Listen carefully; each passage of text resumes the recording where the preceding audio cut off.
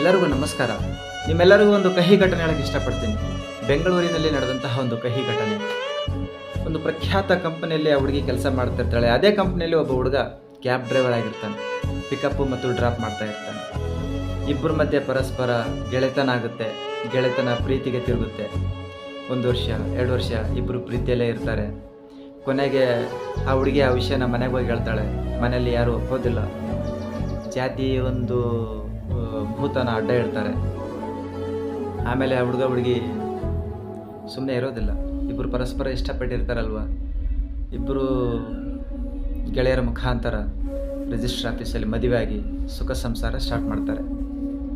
ಇಬ್ಬರ ಮಧ್ಯೆ ಜಗಳ ಅನ್ನೋದೇ ಬರೋದಿಲ್ಲ. ಅಷ್ಟು ಸುಖವಾಗಿರ್ತಾರೆ, ಅಷ್ಟು ನೆಮ್ಮದಿ, ಅಷ್ಟು ಸಂತೋಷ. ನಮ್ಮಿಬ್ಬರಿಗೆ ಆ ದೇವರೇ ಒಂದು ಸಾಕ್ಷಿ ಅನ್ನೋ ಥರ ಬದುಕ್ತಾರೆ. 1 ವರ್ಷ ಆಗುತ್ತೆ, 2 ವರ್ಷ ಆಗುತ್ತೆ, ಸುಖವಾಗಿ ಬಾಳ್ತಾರೆ. 2.5 ವರ್ಷಕ್ಕೆ ಒಂದು ಹೊಸ ಸಂಭ್ರಮ ಬರುತ್ತೆ. ಅದೇನಂದರೆ ಆ ಹುಡುಗಿ ಗರ್ಭಿಣಿ ಆಗ್ತಾಳೆ.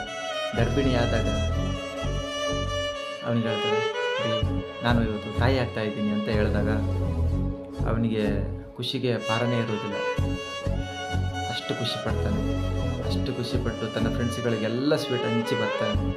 ಸ್ವೀಟ್ ಹಂಚಿ ಬಂದು ಹೆಂಡ್ತಿನ ತಪ್ಕೊತಾನೆ, ಮುದ್ದಾಡ್ತಾನೆ. ನೀನನ್ನು ಸಿಕ್ಕಿರೋದೇ ನನ್ನ ಭಾಗ್ಯ ಅಂತಾನೆ. ಅಷ್ಟು ಕ್ಯೂಟಾಗಿರ್ತಾಳೆ. ಅಂದ ಚಂದದಲ್ಲಿ ಅವಳಿಗೆ 100ಕ್ಕೆ 100 ಅಂಕನೂ ಕೊಡ್ಬೋದು.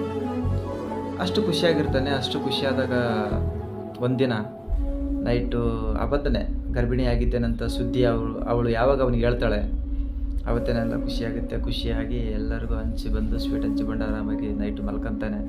ಮಲಗಿದವನು ಬೆಳಿಗ್ಗೆ ಮೇಲೆ ಎದ್ದೇಳಲೇ ಇಲ್ಲ. ಬೆಳಿಗ್ಗೆ ಬಂದು ಡಾಕ್ಟ್ರ್ ಹೇಳ್ತಾರೆ, ಅವನಿಗೆ ಹಾರ್ಟ್ ಅಟ್ಯಾಕ್ ಆಗಿದೆಮ್ಮ, ಅವನಿಲ್ಲ ಇವಾಗ, ಹೋಗ್ಬಿಟ್ಟ ಅಂತ ಹೇಳ್ಬಿಡ್ತಾರೆ. ಎಲ್ಲರ ಮುಂದೆ ಗೆದ್ದು ತೋರಿಸೋಣ ಅಂತ ಚಾಲೆಂಜಿಂಗ್ ಆಗಿ ಜೀವನ ಶುರು ಮಾಡಿದರು. ಆದರೆ ಆ ವಿದ್ಯಾಟನೆ ಬೇರೆಯಾಗಿತ್ತು.